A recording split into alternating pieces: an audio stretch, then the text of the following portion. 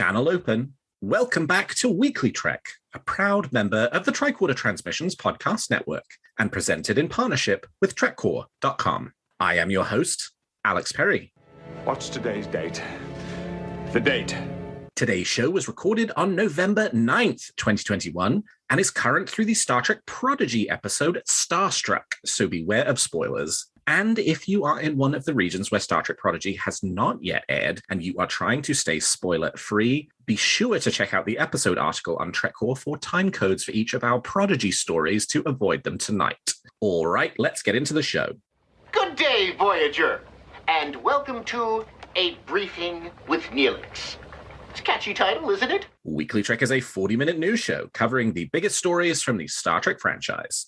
We are in a new golden age of Star Trek. There are multiple television shows in production, possibly more on the way, and enough merchandise to fill the Bajoran wormhole. So stick with me, and I'll help you sort the real facts from lots of the Dominion propaganda that you'll find online. But I can't do this alone, and my guest this week runs the Star Trek The Motion Picture Visual Comparisons Twitter account and website. It's Drew Stewart. Drew, welcome to WeeklyTrek. Hi, Alex. It's great to be here. All right, Drew, I ask my guests this question every week. I want to know something that's got you excited about Star Trek at the moment. What's got you moving at Warp 10? Believe it or not, it's Star Trek The Motion Picture. Oh, hell yes. So I'm most known for Star Wars visual comparisons, where I compare the original theatrical version of Star Wars to the special edition. And when they announced that the 4K version of the director's edition of Star Trek The Motion Picture was going to come out, I decided to shift my efforts over back into Star Trek. So I've been immersing myself in Star Trek The Motion Picture. Like, I did my comparisons. You can find them on my Twitter account at Star Trek VisComp, VISCOMP. But I've been immersing myself in just the lore and the behind the scenes of Star Trek The Motion Picture. And it's wild. And it gets me excited about the director's edition because, like, reading all these books and these articles about how Robert Wise came into the project, it was already over budget and behind schedule, and the writers are fighting.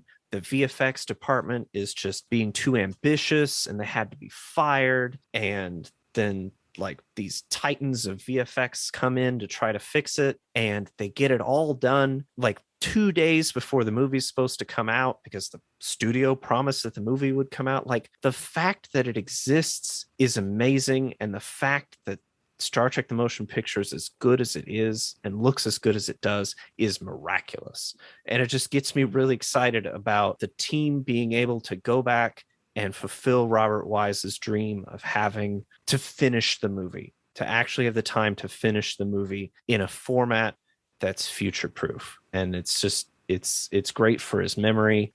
And I'm really excited about it. Yeah, the Director's Edition DVD is a treasured part of my Star Trek collection. And when I tend to watch Star Trek The Motion Picture, I will normally flip on the Director's Edition, even if it is standard definition compared to the high def and now 4K theatrical version of the motion picture, because I love the idea that it's the finished version of the movie with the director's sort of original vision that, as you say, he never got to because the production was so troubled that they just sort of got to a point where it was like, okay, this is a finished movie. It's going to the theaters now because we just don't have time to do anything more with it. I'm thinking even down to the level of, I guess I heard listening to Darren Doctorman talk on the Inglorious Treksperts about the motion picture director's edition, that the title card for the motion picture theatrical edition is white because the title of Star Trek The Motion Picture is that the text is white because they did not have the time to add in color to the text to make it not white. That was not the original plan for it. I mean, all those kind of little bits and pieces throughout the whole movie. But yeah, as you say, I mean, just the fact that the theatrical edition itself is a complete movie and one that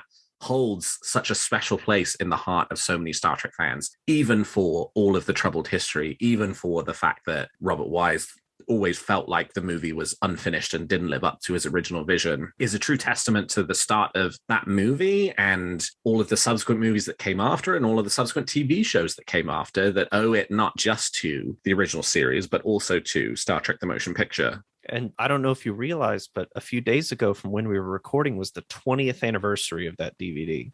Oh, nice. It's a long time ago. It's a long time ago. I remember getting that and popping it open and thinking how cool it was that, you know, in this DVD era, we were getting new versions of this movie to watch. That was, that was a lot of fun. That release like redefined Star Trek releases. I mean, like they literally went back. They'd worked their way back to the motion picture and then re-released them all again, going the other direction because of like the bonus features and the 2-disc and everything. Mm-hmm. Like the director's edition just changed the way that not only that movie was seen, but all the Star Trek movies were seen. And you have to think that like the HD remaster of the original series and then the HD remaster of the Next Generation also kind of owe it themselves to the motion picture director's edition. This idea that if you take the existing product and make it as good as possible, that people will come back and buy it again. And that will be another reason for them to kind of return to this, you know, piece of Star Trek history. I think, you know, only help pave the way for some of those other bigger projects as well that came later. Absolutely. All right. Well, the thing I'm feeling good about Star Trek this week is very, very different. It's my way of sneaking an extra news story in, but I am genuinely feeling good about it. This is that XO6, the company that makes 1/6 scale Star Trek figures, announced their latest release this week, which will be the Doctor from Star Trek Voyager, the emergency medical hologram. And I'm feeling particularly good about this one because it's a 1/6 figure, which, you know, they're not the cheapest thing in the world. They're $189 a piece. But this will be the 4th figure that they've made after Data from First Contact, Picard from First Contact, Captain Janeway, and now the EMH. And I'm feeling really good about it because, yes, the Doctor is a very popular character, but he's also a super obscure one from the perspective of your 4th major release coming out of the gate of these 1/6 figures is not Kirk or Spock or even Sisko or Archer. It's the Doctor from Star Trek Voyager. And I think that is very encouraging for the prospect of getting Sisko and Archer and the other captains and the other huge characters and new versions of Kirk and Spock and McCoy from the ones they released when the team behind XO6 was at QMX doing the same thing, but also for getting other really obscure characters as well, right? Like, I'd love to get a Captain Archer, but I'd also love to get a T'Pol and a Malcolm Reed and a Harry Kim. And if we're already at the level of doing the Doctor at this point, that's very encouraging and very exciting. I mean, the only other sort of Doctor merchandise that's ever existed is the original Playmates figure that was released for the Doctor when Star Trek Voyager came out, when there was that sort of short run of Voyager figures. So this is our 2nd piece of the Doctor merchandise beyond the holograms handbook that Robert Picardo helped write. And so very exciting. I'm in for this one. I've been in for the 3 previous releases as well. And looking forward to this one coming out. I love 6 scale figures. Like I had one that I won on Twitter. I didn't buy one myself. Which one? I mean, I had a Captain America. Oh, very nice. And he was, I mean, it was glorious, but it's one of those things where I can't collect something because I'll want to get them all. Yeah, that's so my problem. So if I get the Doctor, I'll be like, well, I'll need Janeway, and well, you know, I also need. I love the First Contact outfit, so I'll get Picard and Data. I just know how I am, and I can't do that. But man, my favorite character, the Doctor, and Janeway. Like my wife loves Janeway. I mean, it could have been a great. No. I can be good. It is a very, very slippery slope. All right. Well, with that, let's turn to the week's top stories. There's a war going on, and I'm a reporter. Get ready for more Star Trek Prodigy. Viacom CBS have announced that they have ordered more episodes for the family-friendly Star Trek show following their initial order of 20 episodes from the show's original pickup. Interestingly, the original 20 episodes, which were billed as seasons 1 and 2 by Secret Hideout executive Heather Caden when the show was first announced a couple of years ago, are actually now being labeled as one complete season, with the additional episodes labeled as season 2. Viacom CBS won't say how many additional episodes the show has been picked up for, but Prodigy's first season will now last 20 episodes. I think one of the other reasons we thought an initial 20 episode pickup was going to be 2 seasons was because that's what happened with Lower Decks. It was 2 seasons, 20 episodes, 10 episode first season, 10 episode second season. We assumed the same was going to happen for Prodigy too, but actually, nope, turns out Prodigy won 20 episode seasons. That's really exciting. And in addition, Viacom CBS also announced that the show will be taking a break after the first 5 episodes finish broadcasting on Paramount Plus on November 18th. The show's holiday break will last until January 6, 2022, when it will return for the last 5 episodes of the first half of season 1. The second half of season 1, which is the next 10 episodes of the show, are expected late in 2022. This means that unlike our original expectations when we thought the 10 episodes of Prodigy would run consecutively, Star Trek Prodigy and Star Trek Discovery will initially only overlap on November 18th for the season 4 premiere, and then again in January for the latter half of Discovery season 4. No reason has officially been given for the delay in the next 5 episodes of Prodigy, but it is common, I am told, for animated series to have a break for the holidays. Kids have other things on their mind, like Christmas, and it may allow the production team more time for final tweaks on those last 5 episodes. Drew, we are getting more episodes of Star Trek Prodigy. How are you feeling about the news of a 20-episode season 1, a season 2, and the slightly bad news of the mid-season break? I'm overwhelmed. Yeah, right. Like, I had also assumed that, we get a 10 episode season. 10 episodes is just how it works on streamers now. And now they're like, no, 20 episodes. And it's like, that's a lot of goodness all at once. And then they're like, no, there's breaks in between them. I'm like, but I don't want breaks between them. My issue is that I've been watching it with a friend's daughter, and he has a daughter, and he lives on the West Coast, and we stream it at the same time. He watches it with his daughter and I watch it on my own. But he has been having to explain to her how TV works. Yeah, because she's 7. She's only ever watched stuff on YouTube. So like, no, it comes out weekly. All right. And then in a couple weeks, we're going to be like, but not this week. Oh, like, no, you're going to have to wait. Like, yeah, right. We're not teaching the kids anymore how weekly releases work. Oh, wow. That's so funny. I hadn't even considered that.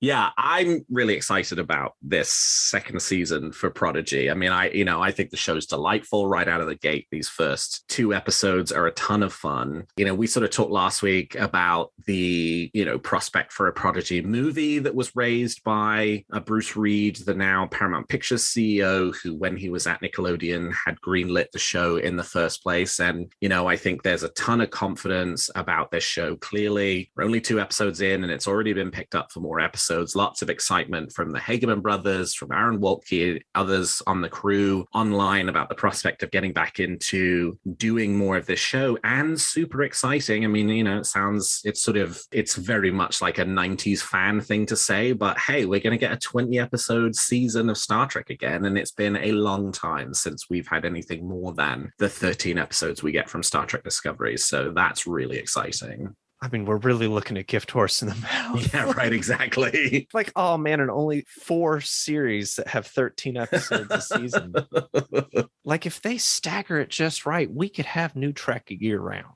Oh, yeah. I mean, and I think we're going to. I mean, I'm convinced that with the exception of potentially a week or 2, we are pretty much locked in now to new Star Trek, assuming there's no IATSE strike, because I guess they're voting on the deal this weekend. Actually, by the time this episode drops, we'll probably know whether they are back at the bargaining table or not. But assuming there is no strike action in Hollywood, I'm convinced that with the exception of a week or 2, we'll have new Star Trek between now and at the very least the late summer of next year. I mean, if you told me 5 years ago that I would be living in a world where I can one day a week watch a new Star Wars show and then like the next day watch a Star Trek show, like, this is a renaissance for me. Like, sure.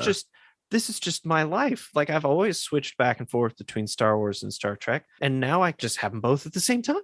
Yeah, I mean, because you'll have Star Trek Discovery, and then Book of Boba Fett starts up right around the Christmas period, and that'll run for a while. And so it'll be Book of Boba Fett, Discovery, and Prodigy throughout January. That's not bad at all. It's amazing. Who's your favorite character on Prodigy so far? Rock Talk. Me too. Rock Talk Hive are rising. My favorite character on the show so far. She only made me cry like 3 times in the last episode. Same. Yeah, and you know, by the time folks have listened to this, the third episode will have come out, and we're recording a little early this week, so it has not come out yet. So we're just going off of Lost and Found and Starstruck, but tons already that speak very highly of this show, and so cannot wait for more episodes. Agreed. Well, Star Trek Discovery Season 4 is right around the corner, premiering later this week by the time you're listening to this, with the Season 4 opener, Kobayashi Maru. The next 3 episodes of Season 4 are entitled Anomaly, Choose to Live, and All Is Possible, which gives some tantalizing hints at what the episodes might entail. And also, very interesting point, Anomaly, the very first episode, I think, of Star Trek that is an exact copy of a title of a previous episode, that being Anomaly from Star Trek Enterprise Season 3. Preview coverage for Season 4 is also ramping up, with interviews with cast and crew being published by multiple outlets online. Discovery showrunner Michelle Paradise talked to IO9 about how Season 4 was written, including the threat of the dangerous anomaly that will serve as the underpinning for the season-long arc, to echo many of the emotions and challenges caused by the COVID-19 pandemic. She said, quote, "We started asking ourselves, Trek has a history of looking at the world around it. We do that every season. We're doing that this season. And we were looking at what the pandemic is doing emotionally. How is it impacting people? From there kind of came the big themes of the season, of uncertainty and also optimism and hope, and the idea that if we all come together and figure it out, the anomaly was really born out of that. It's not really a one-to-one. The anomaly isn't making people ill. We're not doing a pandemic season. Just emotionally, it's exploring the place that we are all in." And reflecting on the role of the Discovery crew in the 32nd century after the events of Season 3, Paradise said, "I think the crew cemented their place in many ways in Season 3, and certainly at the end, the Discovery crew were the ones who went out and ultimately figured out what the burn was and what that meant, and that it's not going to impact us anymore. I think to some degree, they are kind of the vanguard of the Federation as it goes out and continues to grow. Hopefully, people will feel a lot of confidence in that and comfort in that with Burnham in the chair and just understanding that our heroes are on the job and that it's going to take all of us, but you know, they'll figure it out." And on Michael Burnham's role as captain in Season 4, series star Sonequa Martin Green had this to say: "It's not like every aspect of being a captain is easy breezy. There's still a lot of things for Burnham to learn. A lot of things that the role itself requires that I know Burnham didn't realize going into it. So yeah, you're going to see all of that, which I think is wildly interesting." Drew, are you looking forward to Season 4 of Star Trek Discovery? I am. I'm looking forward to all new Star Trek. I'm one of those types that I will watch it if it has the label. Yeah, right. Me too. No, I really enjoyed Discovery. I keep waiting to like really fall for the crew. There are times where I get close, where I'm like, oh, I like these characters, but then it kind of like falls apart for me. Yeah. But I'm always looking forward to the new season. I really think that it improved after we went into the far future. I think now that they've like found their place and they've got their upgraded ship and Burnham is actually captain now, I think that maybe the show, like the prologue is over. Mm-hmm. Maybe the show will begin. Yeah, I thought Season 3 was the best season of the show, and I'm hoping that a lot of the things that I liked about Season 3 will continue into Season 4, with the addition of, because they've now solved the burn, there's this sort of rebuild the Federation aspect to it, and that we can kind of build back in some of those more familiar elements of, you know, the future being a bit less dystopian, a bit more hopeful and optimistic. I mean, obviously we had this kind of big bad that underlines the season, which is the anomaly in this case. You know, what's the anomaly? What's it doing? How are we going to figure it out? How are we going to stop it? But I'm hoping for a look at some of these other pieces of society in the 32nd century and exploring some of the really interesting things from Season 3. And I kind of think we will, right? Like that third episode, Choose to Live. That's a very familiar phrase to anybody who's watched Season 1 of Star Trek Picard, that being the Koat Balat, which we saw obviously obviously come up in Star Trek Discovery Season 3 and Unification 3. So I'm going to guess Choose to Live, the episode, is going to have a Coat Malat tie-in. That seems, like it's probably a slam dunk in terms of what that episode's going to be about, which potentially means more Nivar stuff, which I'm looking forward to more of an exploration of that. I think the little tease of it that we got in Season 3 was really tantalizing, and I would like to understand more about that planet, and I really hope that's something that they lean into on the show. I agree. I forgot about Unification 3. Great episode. The Spock archival footage from the records of Admiral Jean-Luc Picard. I eat it up. I love cross-referencing. So, and I hope that it does tie into Picard more. I think that there's a lot of potential there. Besides Lower Decks, which is all references, sure. I think that the other shows could stand to reference each other a little bit. You had mentioned, sort of getting close to falling in love with the characters, but still not quite being there. Are there any particular characters that you would like this season to spend more time with? I love Tilly. Mm-hmm. I want more Tilly. I also... see, the thing is, I can't remember any of their names, especially between seasons. Yeah, right. I love Navigator and Tactical. Owo and Detmer. Yes, Owo and Detmer. I want more of them. I'd love to know anything about them.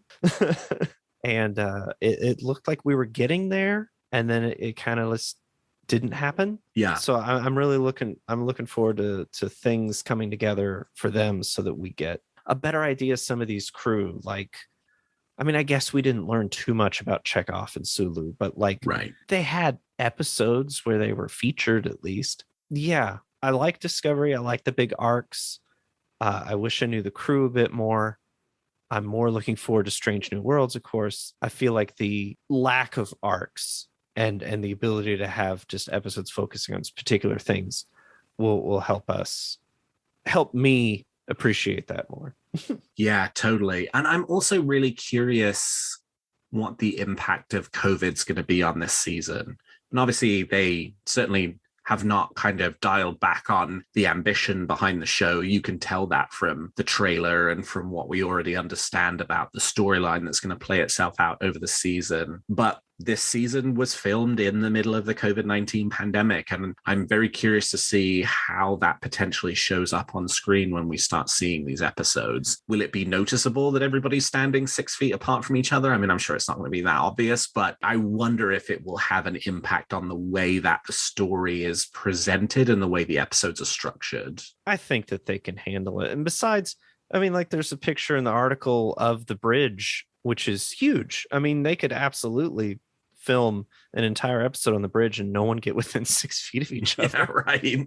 Well, in an encouraging move, Paramount Plus have now added back all the Star Trek movies to the service and rounded it out with the addition, finally, of Star Trek 2009. That means, as of today, all 13 Star Trek movies are now available on Paramount Plus. And while it's not perfect, the first 10 Star Trek movies are still the old Blu-ray transfers rather than the new transfers that were completed for the 4K discs. You can now watch every episode and movie of Star Trek on the service, which is real progress. I am very hard on Paramount Plus a lot of the time. I will note the audio of the Cook narration at the start of the original series is still very much broken, but credit where credit is due. We asked for the Star Trek movies, and now we have them. Only about 7 months after they did their little commercial at the Paramount Plus Investors Day, in which they said that all the Star Trek movies would be on Paramount Plus, but hey, who's counting? So Drew, I know obviously you're a huge motion picture fan, but break it down for me. What is your second and third favorite Star Trek movies after the motion picture? No, I was excited about the motion picture. I wouldn't say it's my fave. All right. So which one's your favorite?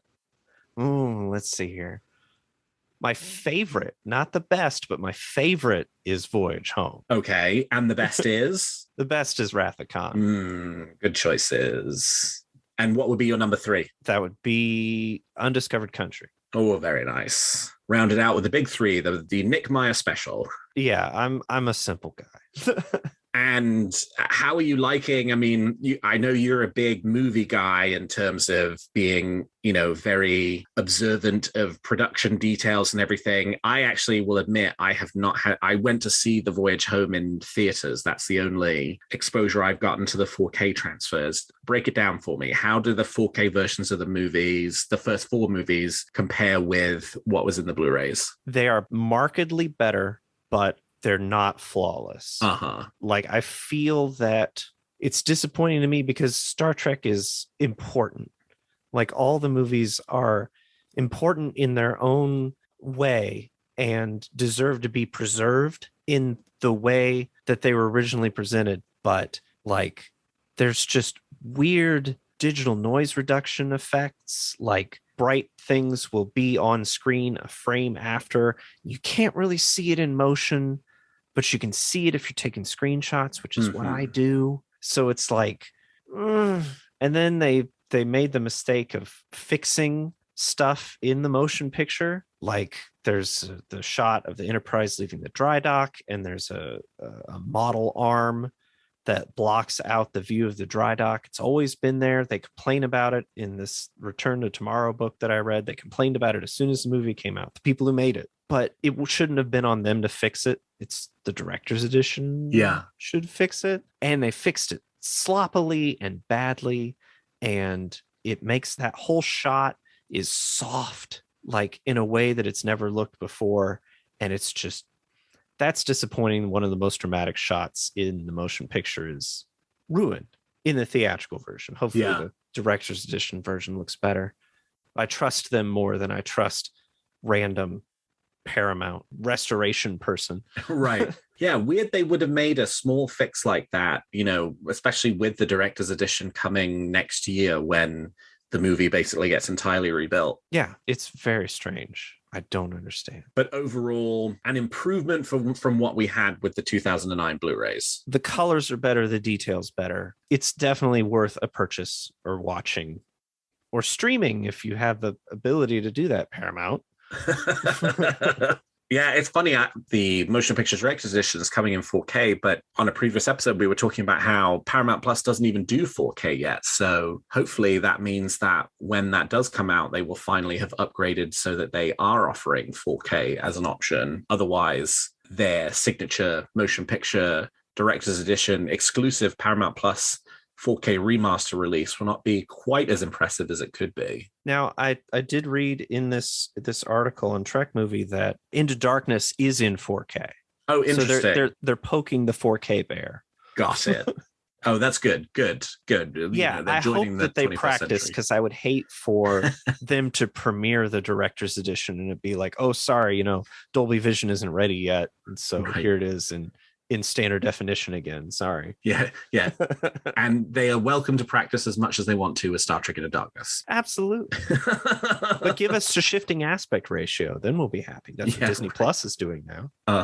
Well, and lastly this week, Eaglemoss have made good on their promise of ships from Star Trek Lower Decks by launching pre-orders for an XL model of the USS Cerritos in the US and UK Hero Collector online stores. Measuring 10 inches in length, the XL-size Cerritos kicks off a Lower Decks collection from Eaglemoss, which will begin with the Cerritos and has already been announced will include the USS Titan. We expect other ships from the show to follow in due time. The Cerritos can be pre-ordered now for a January release for $74.95 in the US Hero Collector store and £59.99 in the UK Hero Collector store. Drew, you said the 1/6 figures were not something that you could even dip your toe into collecting. Does the same hold true for the Eaglemoss Starships as well, or have you maybe picked up a couple of those in the last few years? I have picked up a couple of those. Which ones? You're right. I bought a pack that had Voyager, Excelsior, and Defiant. Oh, very nice. And the Defiant was broken.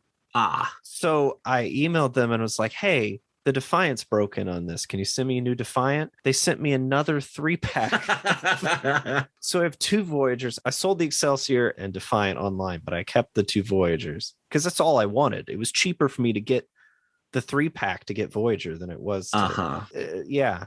And then I have an Eaglemoss book that came with the TOS Enterprise and a different one that came with the Enterprise A. And I think that's it. I don't think I've bought any like individually yet.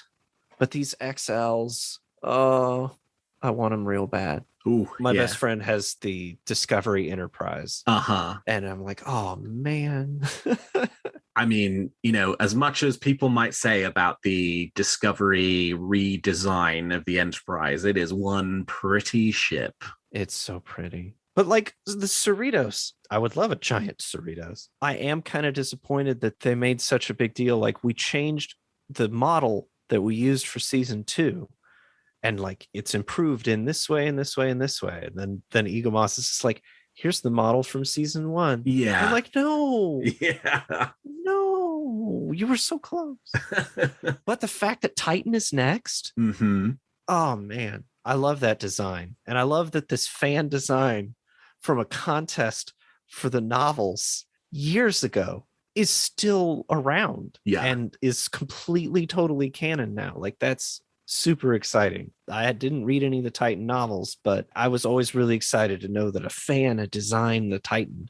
And then it's like, well, here it is now. Here's a model of it. Here it is in the show. And it's like, what? That's incredible. Yeah, it's a really terrific design. And I'm looking forward to the Cerritos, and I pre-ordered the Cerritos, but getting that XL Titan in the lower decks kind of, because they made a couple of minor changes to the design, not really noticeable ones, but I'm really looking forward to getting that next. That one is definitely going in pride of place. I really, really, really like the Titan ship design. I guess, you know, it's taken them almost a year and a half to get the Cerritos out after Lower Decks premiered, because it sounds like there's way more of a process of creating the models for this one than there is for the other modern Star Trek shows, where it's just sort of a plug and play. You know, they kind of, CBS sort of sends over the digital model for like Discovery ships and Picard ships, and those are really easy to make into physical models. But these sort of, whatever the way they do the animated ships is, it takes them quite a bit longer to kind of translate that into something that can be manufactured. So I assume that's the reason why this is the season 1 Cerritos rather than the season 2 Cerritos, because they've been working on it for a while, and just, you know, it'll take them a while to do an update to do season 2. But yeah, still super cool. This one is definitely coming out and going in the case with the other hero ships when I get it in. I don't have enough room. I only have one room in my house that I'm allowed to do whatever I want with. I just bought a giant Lego Star Wars Cantina that I already don't know where to put. Oh, very nice. Very nice. I can't have ships too. Okay, so not Cerritos, not Titan. What was your favorite ship design from Star Trek Lower Decks that wasn't the Cerritos or wasn't the Titan, and you from either season 1 or 2? Oh man. Dang. I like those two so much I can't even think of any of the others.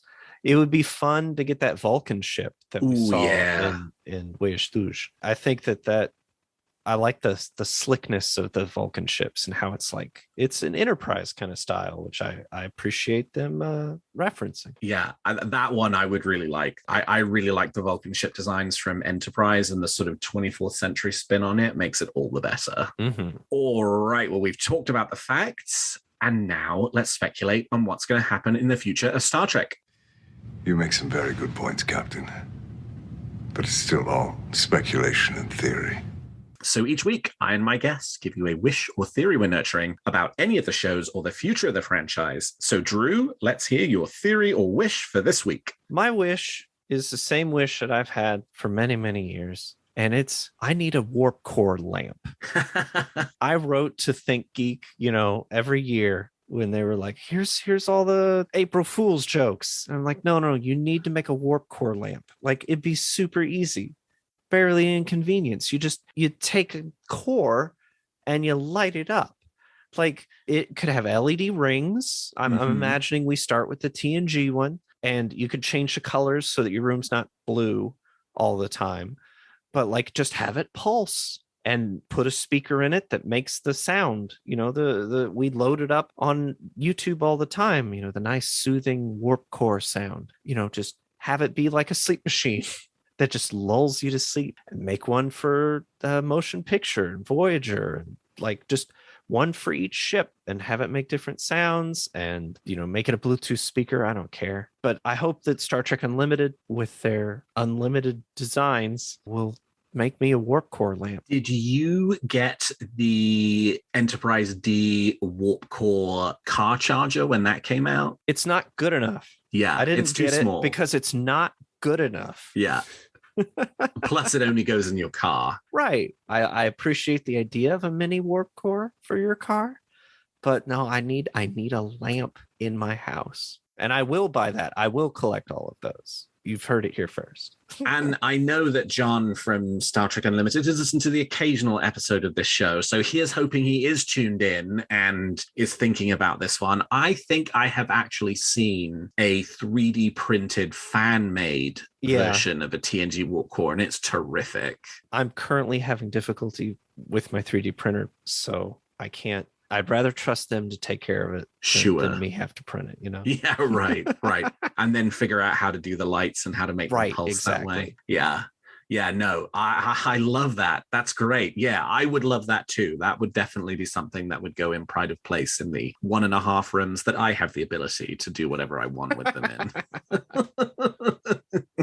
Okay, so my wish for this week is a very simple one. We've talked about Prodigy and we've talked about Lower Decks. I really want art of Lower Decks and art of Star Trek Prodigy books. So Drew, knowing that you're a huge Star Wars fan as well, one of my favorite things that Star Wars puts out in the publishing world is these huge, glorious art of insert name of Star Wars movie or Star Wars TV show here. And I want one of those for these 2 animated shows, both of which have very different animation styles, but both of which the art is utterly gorgeous. I would like to see more concepts. I would like to see some of the, kind of still art from the various different shows, especially for Prodigy, which is just off the wall amazing in terms of the level and quality of the CGI animation that it has. I personally would buy both of those books in a heartbeat. I'm sure lots of other people would too. I know they're very popular on the Star Wars side amongst Star Wars fans. I think what better way to start off with doing something like that for the Star Trek franchise than with the 2 animated shows from the franchise. Drew, what do you think? I